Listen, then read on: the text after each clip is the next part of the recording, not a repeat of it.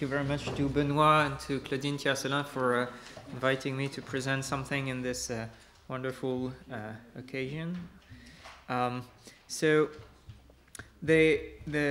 talk will be concentrated and focused on one particular notion of certainty, which is not the one that receives the most attention in contemporary literature. So the two kinds of certainty that receive the most attention, I think, in the literature, if we take, for example, the paper by Baron Reid in the Stanford, are the notion of psychological certainty, which is the highest degree of psychological confidence for P, and the notion of the objective notion of infallibility, which is one kind of epistemic certainty in Baron Reid's terminology.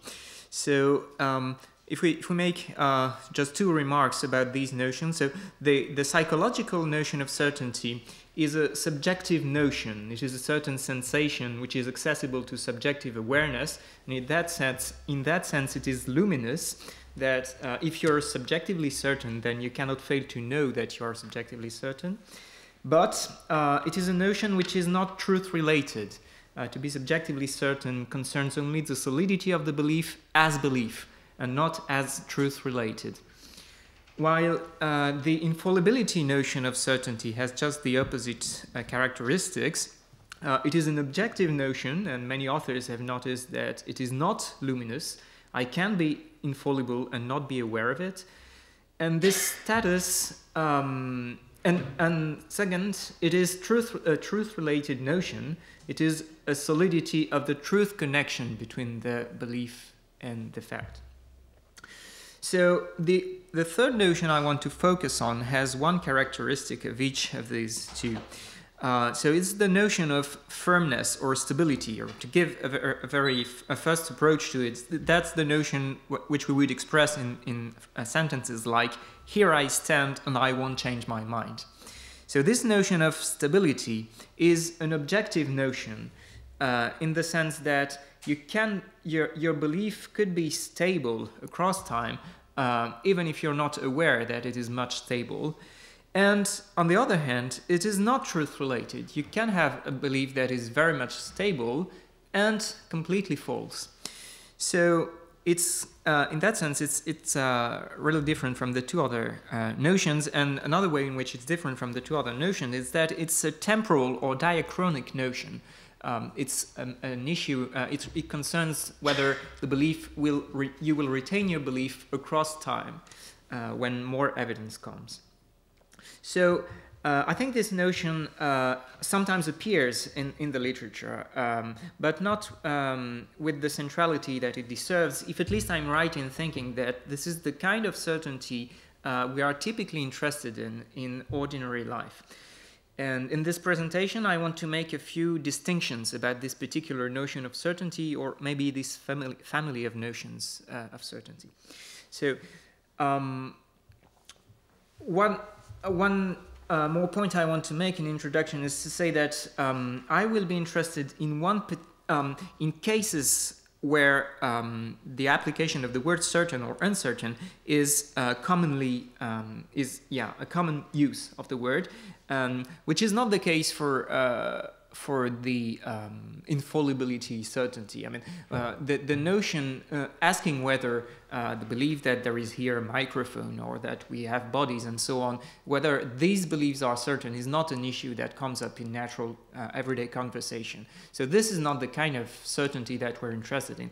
The kind of situations, the kind of beliefs for which the certainty is an issue are of two kinds, I think. So the first kind would be the everyday informations, like have I locked the door or not? Have I left the keys in the drawer or not? Am I certain about these beliefs?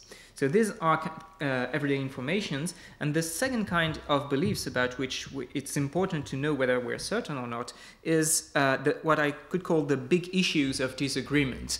Like issues on politics, whether I'll be right-wing or left-wing or a communist, and issues of religion, whether I'm an atheist or this religion or this other religion, and also issues of ethics, whether I think that surrogate motherhood is okay or not okay, or things like that. These are big issues about which one can be, in a relevant sense, certain or uncertain. And the two kinds of examples are not similar in terms of the dynamic of certainty. So for the everyday informations, there is typically a simple procedure of checking in order to arrive at certainty. And it is a short-run procedure, and then we forget typically about the information. 10 years afterwards, I won't remember whether I had my keys in the drawer or so on. While for the what I call the big issues of disagreement, these are long-lived beliefs, beliefs that I will retain once I've formed them, and arriving at certainty for these beliefs is usually a complex and long procedure. So my focus, my interests in this talk will be mainly about the big issues of disagreement, even though I will sometimes use examples from everyday information's certainties. So in the first 5 sections, I will make a few distinctions in order to situate my notion of stability and notions that are related to it. And then in the 6th section, I will, if I have time, I will deal with one substantive question, one normative question about whether we should be or we shouldn't be certain in this dynamic stability sense. So let me start with a distinction between subjective certainty or psychological certainty and stability. I think this is stability is best understood by contrast at first, by contrast with the psychological notion of certainty. So in many cases, I think that psychological certainty and stability go hand in hand, but there are cases where they are separated. And I will give 2 examples where the two come apart. So the first example is a kind of everyday information example. It's called Who Wants to Be a Millionaire? So it's on the handout. Does everyone have the handout? There is a handout that was placed outside. Okay. So I read it anyway. So here is the case. Mark is playing Who Wants to Be a Millionaire. He has just reached the second threshold of the game, $30,000, but he has already used all of his jokers, so he has nothing to lose if he tries answering the new questions. If he fails, the game stops, but he loses no money. As it happens, the question is one he isn't quite sure about. He has a certain inclination to think that B is the right answer, but he's less than fully confident. For 1 minute, he tries to get memories one way or the other, but at one point he knows that he just won't reach full confidence about the answer, and so he makes up his mind. He says, answer B, that's my final answer. So in this scenario, we can say that Mark is uncertain about answer B in the sense of psychological certainty. He is less than fully confident. On the other hand, we can say also that at the end, he is certain in an important sense because his mind is made up once and for all. He won't change his mind anymore. His opinion, though it is less than fully confident, is firm or stable. He has stopped inquiring about what the answer is. So let me give just another example, one about a big issue of disagreement, like atheism. So it's the case of David the atheist. David has been brought up believing in God, but then in college he encountered atheist arguments which he found rather persuasive. He decided to study the matter in depth, and for 3 years he has been reading books defending the pros and cons of theism and atheism. At one point he comes to believe that he's aware of the whole discussion, of arguments on both sides, and from this examination he is 80% confident that there is no God. He is not 100% confident, but he thinks he will never get any more evidence one way or the other, at least until his death. So he makes up his mind once and for all. There is no God, that's my final answer, at least until my death. So I think David has the same characteristic as Mark. David lacks certainty in the sense of psychological confidence, but he has an important certainty in an important sense. He is firm in his belief that in atheism. Another way to draw attention to my third sense of certainty is to oppose it to a correlative notion of doubt. So if we start from the idea that certainty by definition is the absence of doubt, then any notion of doubt will have a correlative notion of certainty and vice versa. So I will give you three meanings of doubt that corresponds to the three meanings of certainty that we have already seen. So is it the case that David and Mark have doubts or are doubting about their beliefs? If doubt means the possibility of error, it's obvious that both Mark and David, that there is doubt about Mark's and David's beliefs. They could be wrong. It's certainly metaphysically possible that Mark and David are wrong. So they don't have, there is doubt in the sense of possibility of error. But could we say also that David and Mark have doubts or that they are doubting? Well, in one sense, we can also say that Mark and David have doubts about their respective beliefs, because indeed they are less than fully confident. A doubt in the second subjective sense is the lack of psychological confidence. And in this sense, both David and Mark have doubts about their atheism or their belief that B is the answer. But on the other hand, there is one sense in which it would be wrong to say that Mark and David are doubting the belief they are asserting. Because they are resolved and firm in their final answer. They have closed any inquiry with respect to the issue.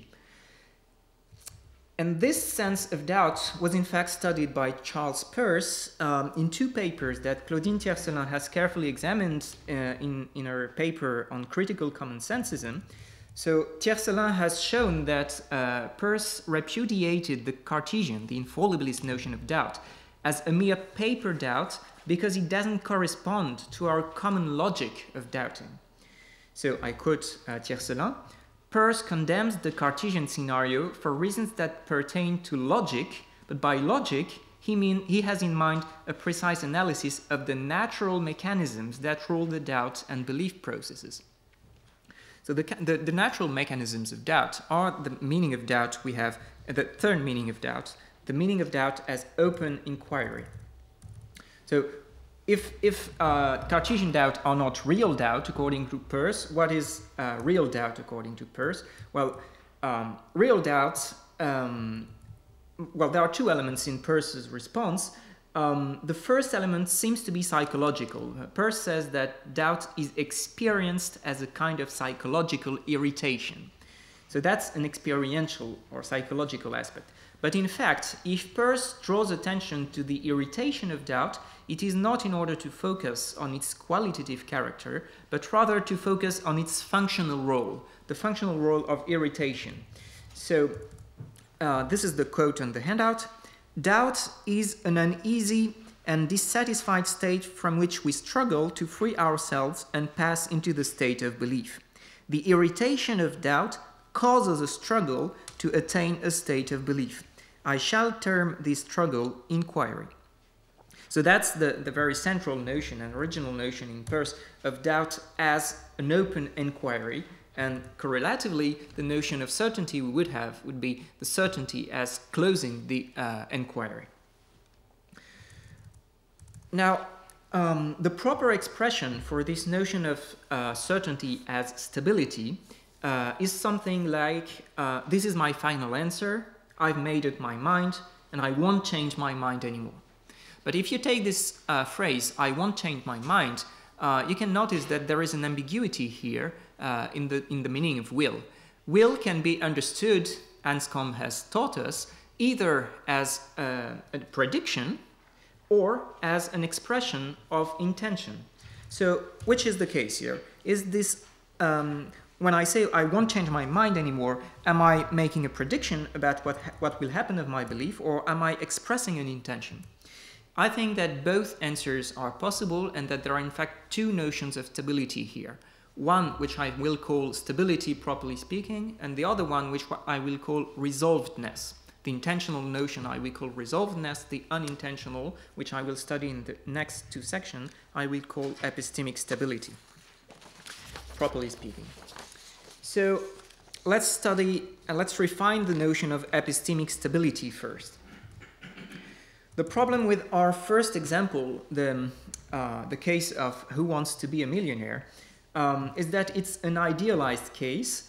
The reason why I won't change, or Mark won't change his mind, is just because there won't be any more evidence for him. He's not expecting more evidence to come. So it's not that his belief is stable against future evidence, it's just that it's stable because there won't be evidence pushing it one way or the other. So it's a trivial stability. What we want, it would be more interesting to have a non-trivial notion of stability, a stability which is a resilience to future evidence. But on the other hand, if we go too far in the sense of the resilience, which would be the sense 1, which I give on the handout, the fact that I would retain my belief come what may, whatever evidence, possible evidence could come. This is obviously a notion of stubbornness, absolute stubbornness, and it cannot be epistemically interesting.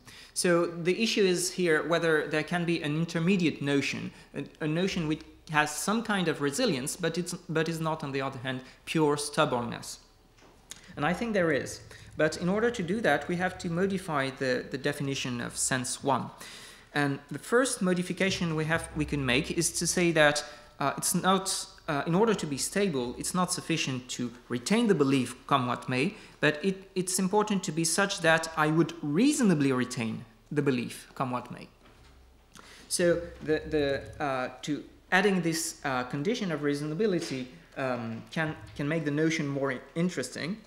The problem is that if we retain this notion of sense 2, it seems that we could never be stable because of skeptical possibilities. So it's metaphysically possible that there should appear in the bottom of my visual field a text saying this is all an illusion of the matrix. That is metaphysically possible. And if I did receive this evidence, and even with this evidence I remain fully confident that that I'm not in the matrix, I would be unreasonable. So I would be stubborn, and therefore I couldn't reasonably retain my beliefs, at least my everyday beliefs, if I have to retain them against any kind of possible, metaphysically possible evidence. That's a too strong constraint for stability. So a more interesting claim will be to say that I don't have to reasonably retain my belief upon any kind of metaphysically possible evidence, but only against the evidence that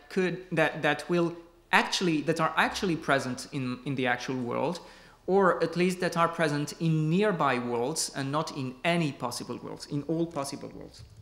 So that's definition 3. I would reasonably retain the belief upon further evidence available in the actual world, or at least in nearby worlds.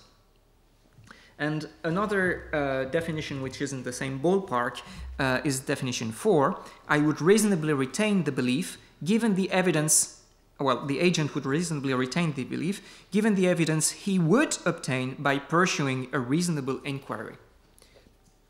That's a counterfactual, that's being interested in counterfactual evidence starting from the actual world. So this definition 4,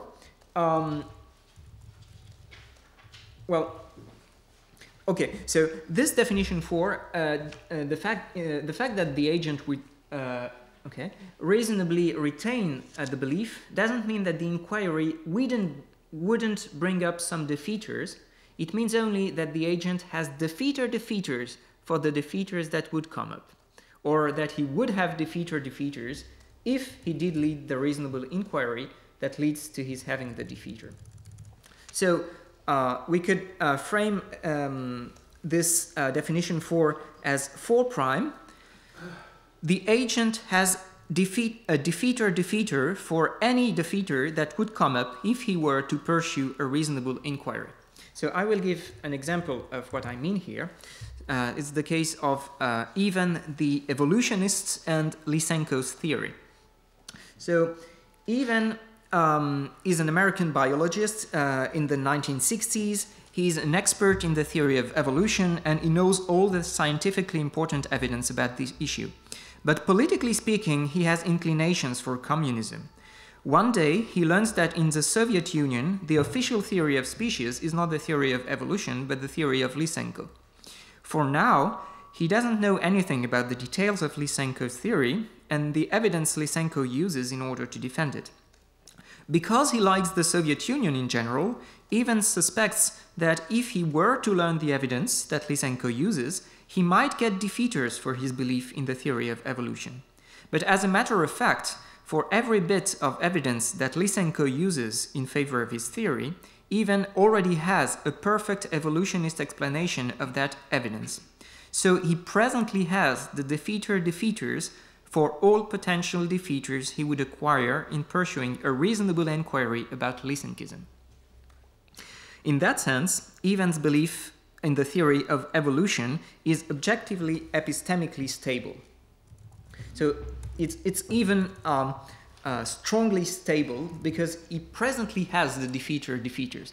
Another case I had imagined is a bit more subtle. It's a case where the agent doesn't presently have the defeaters, but in which he would get the defeaters if he were to pursue the rational inquiry that would lead to his having the defeater. So that's a weaker kind of stability, but it seems to be sufficient for the belief to be interestingly stable anyway. I won't read the example I give for this case of stability, weak stability. I have to move more quickly to the third section, where I notice one important fact about this notion of stability, which is that it is not luminous. It's not accessible to subjective awareness. One can be stable in some belief and ignore that one is stable, and conversely, one can believe that one is stable and not be stable. So let's take both cases. A case where I have a stable belief without believing that I'm stable is precisely the case of Evans, the evolutionist theorist. So Evans' belief is stable because he has the defeaters, but he doesn't know that he has the defeaters because he doesn't have knowledge yet about what the defeaters are in Lysenko's theory. So, and because of his communist inclinations, he has some reason to believe that the defeaters in Lysenko's theory would be good, so maybe he stops believing in the theory of evolution because of this. So he doesn't believe that his belief is stable, and nonetheless the belief is stable. The opposite case, a case where a belief is believed to be stable, but in fact is not objectively stable, we could take the example of a young religious believer who first thinks that he would have an easy response to any atheist challenge, but later on he discovers that the arguments are more challenging than he thought, and he loses his belief. So at the beginning of the process, he thought that his belief was stable and that he would have defeaters for beliefs that would come, but in fact, he did not. His belief was not stable. So stability and belief stability can come apart. Now, let's turn to the intentional notion I talked about earlier. 5 minutes left, or? Yeah, 5-10 minutes. 5-10? 8 okay. minutes. 8. Great. So remember what I said earlier about the formulation, I won't change my mind. This can be a prediction about one's objective stability, but it can also be the expression of my intention. I am resolved not to change my mind. P is what I intend to consider as true from now on. If I change my mind later on, my earlier expression of intention won't be false. It's just that I will have changed my intentions as to what I hold true. We can use here the notion of acceptance as it was described in particular and discussed by Jonathan Cohen and Pascal Engel. So unlike belief, which is an unintentional state, acceptance is intentional. And we could give the following definition. To accept that P is to adopt a policy of treating P as true in theoretical and practical reasoning. So if we come back to the case of Mark in Who Wants to Be a Millionaire, in fact we may doubt that Mark believes that the true answer is B. Perhaps he doesn't believe it, but he just acts as if he believed it. Perhaps he's only accepting P. So it's clear that my notion of resolvedness or intentional stability is close to the notion of acceptance, and yet it's not exactly the same notion because acceptance may be temporary and fragile. I may accept that P for the sake of seeing where it leads and with the intention of changing my mind if it should lead to theoretical or practical absurdities. But this is not so when I'm resolved. When I'm resolved to hold that P, I accept that P, but I also make the intention to accept it from now on and not to change any more in my acceptance.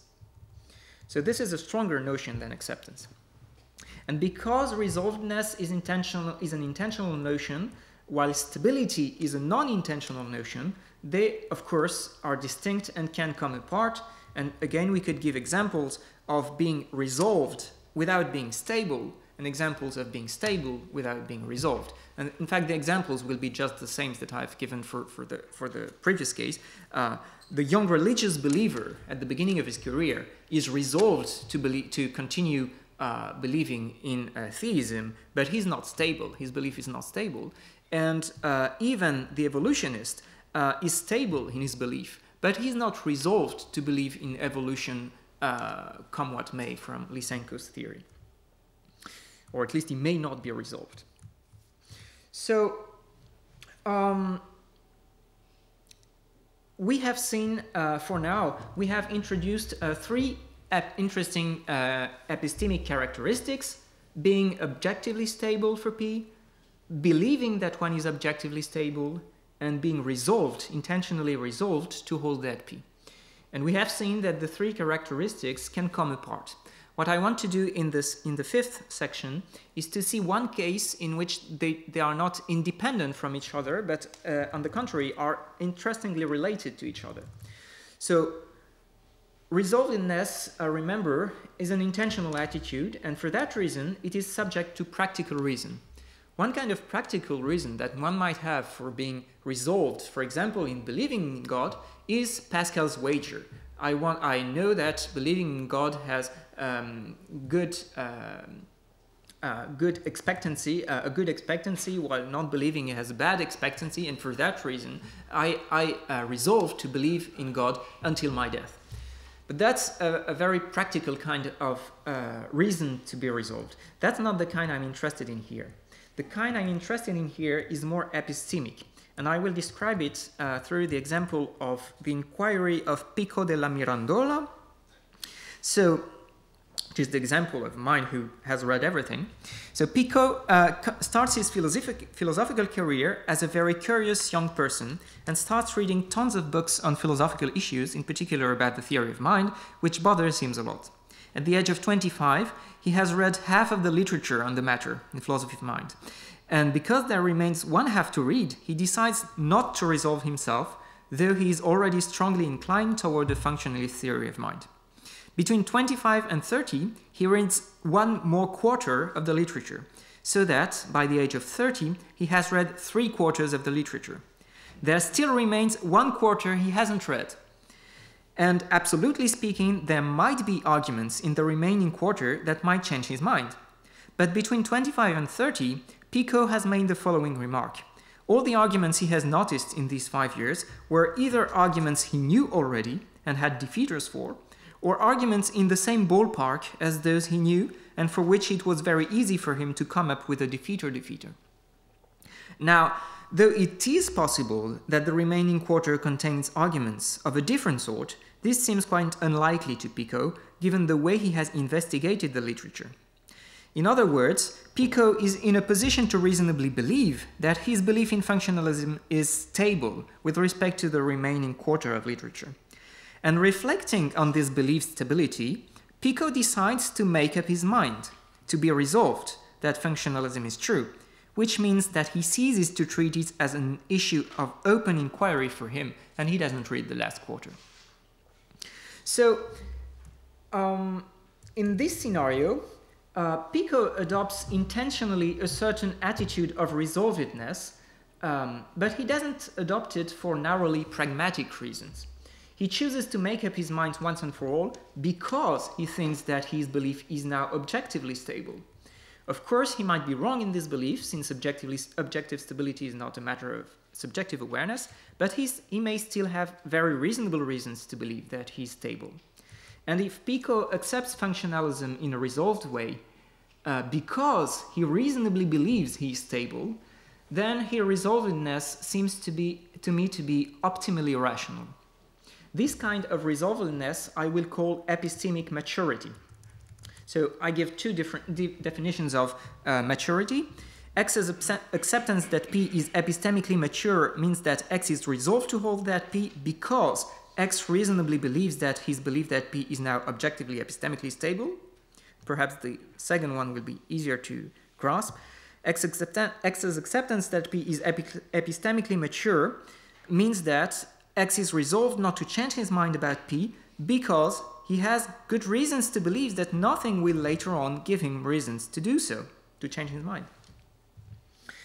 So now, all I have done so far is to give definitions of stability, resolvedness, and maturity. For all I have said, everything remains open concerning which actual beliefs are stable, resolved, or mature. I won't have time here to give an argument for one of these views. I can only state my present view as a proposal for further discussion. I tend to think that in the course of real life, inquiries about big issues of disagreements in politics, religion, ethics, there are some occasions at least, and perhaps many occasions, where we reach the point of having examined a sufficient amount of the evidence in order to be reasonably confident that our belief is now stable. And I believe that these are situations in which typically the most rational of us form a resolved acceptance, precisely because they think that their belief is stable. So I think that epistemic maturity about big issues of disagreement is a standard which is reached by some of us at least sometimes, and perhaps even by many of us in most of the cases in which we are resolved. The final section, which I think I don't have time to address. 4 minutes. Well, okay, then I'll try to give a very short idea of what I want to do here. The attempt to respond to one objection against this optimistic view of maturity, of epistemic maturity. This objection, we could call the objection from open-mindedness, or the possible future evidence argument. So here is the argument. For any proposition P, it's always possible that you will encounter an argument you had never thought about. Second premise, if one is true, then you should always remain open-minded with respect to P, meaning that you should never accept P in a resolved way, and once and for all. Conclusion, for any proposition P, it's never reasonable to be resolved in accepting that P. So the notion there, which lies behind this argument is the idea that in order to be open-minded, you should never consider yourself as having a definitive opinion on anything. And I think this argument or this suggestion is wrong for two reasons. One reason is that I think it confuses two notions of open-mindedness. I think there is one kind of open-mindedness which is completely compatible with being resolved. For example, Pico della Mirandola can be reasonably resolved and yet remain open-minded. He won't be open-minded in the sense of continuing the inquiry, but he might be open-minded in the sense that if some new evidence should come up, he would revise his, and some relevant evidence should come up, he's ready to revise his antecedent belief. So he's not looking for more evidence, but he's ready to change his belief upon future evidence if it comes.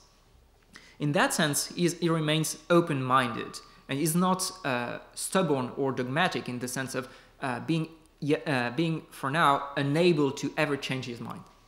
But he's resolved nonetheless, because he has stopped making an inquiry. Okay, I think I'll stop here. Thank you.